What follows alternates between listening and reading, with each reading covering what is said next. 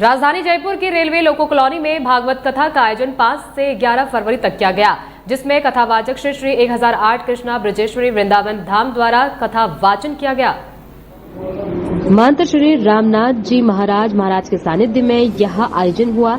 हे रामनाथ जी महाराज ने बताया कि इस विशाल भंडारे में देश भर से करीब 300 साधु संत शामिल हुए, साथ ही करीब 2000 लोगों ने विशाल भंडारे में भोजन किया। कथावाचक कृष्णा ब्रजेश्वरी ने कहा कि 7 दिन तक चली कथा समाप्त हो गई, जिसमें लोग बड़ी तादाद में शामिल हुए और लोगों ने बड़ा ही आनंद उठाया। मुझे उम्मीद है कि यह कथा हर साल होती रहेगी। साथियों ने कहा कि सनातन धर्म का जितना प्रचार हो सके हम सबको मिलकर करना चाहिए और सबको भाईचारा और प्रेम से रहना चाहिए।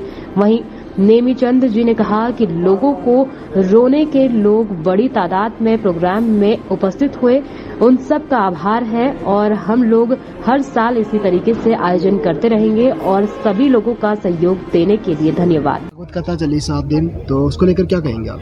जी, यहाँ लोगों का भाव देख करके मुझे स्वयं आनंद की अनुभूति हुई और लोको कॉलोनी में लोकेश्वर महादेव के मंदिर पर मुझे स्वयं ये प्रतीत हुआ कि वास्तव में ये वृंदावन बन गया है और बड़ा ही आनंद, लोगों की जो भक्ति है, जो श्रद्धा है, तन मन धन से उन्होंने इसमें सहयोग किया और आनंद लिया।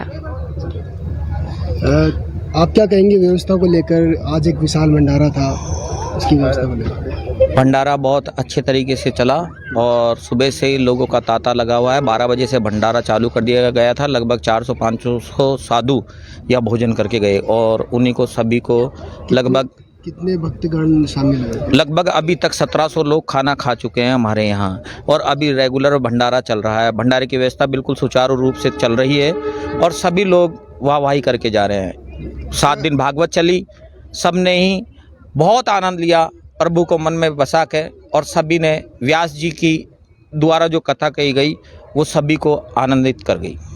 देखिए, आपने कहा कि बहुत आनंद लिया लोगों ने, क्या ये हर साल होगा?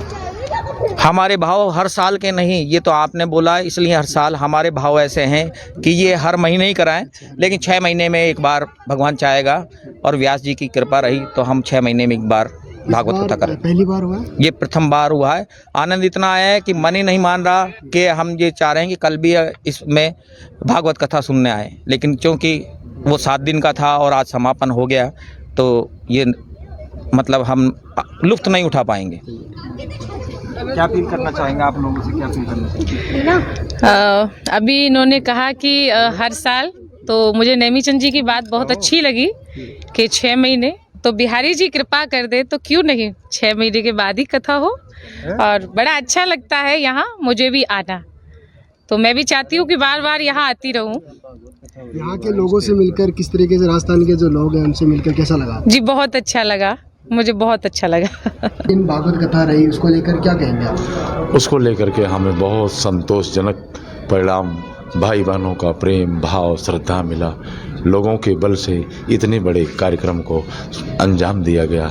आज हम बहुत अच्छे और सुंदर ढंग से, अभी तक अन्नपूर्णा का भंडार चल रहा है। अभी कम से कम 1000 से अधिक भक्तों के आने की सूचना मिल रही है और प्रसादी चल रहा है। प्रसादी तो कोई सीमित कार्ड तो है नहीं कि हम इतने लोगों का व्यंजन बनाएं। भक्तों की अपार संख्या है तो थोड़ा सा सब्जी कम हो गया था, फिर पुनः भंडारा फिर प्रारंभ हो गया तो लोग सोचे कि 2 तरह की सब्जी नहीं, मेरे हम सबको एक बराबर खिलाना है और खाना है। तब ये भाईचारा का संदेश दुनिया में जाए कि लोको कॉलोनी के लोगों ने, भाइयों ने कैसे मिलजुल करके इतने बड़े कार्यक्रम को, इतने बड़े श्रीमद् भागवत कथा को अमृत वचन देने का कार्य लोको कॉलोनी के भाइयों को दिया, जिससे सद्बुद्धि हो, सद्ज्ञान हो, लोग सतमार्ग पे चलें, लोगों का जुड़ाव मंदिर से हो। अगर प्रतिदिन नहीं तो प्रत्येक मंगलवार को सभी भाई बहन जरूर आएँ, यह मेरा सबसे निवेदन है। देखिए, आपने कहा कि लोको कॉलोनी के भाइयों ने बहुत ही अच्छा सहयोग दिया और बहुत अच्छा काम किया,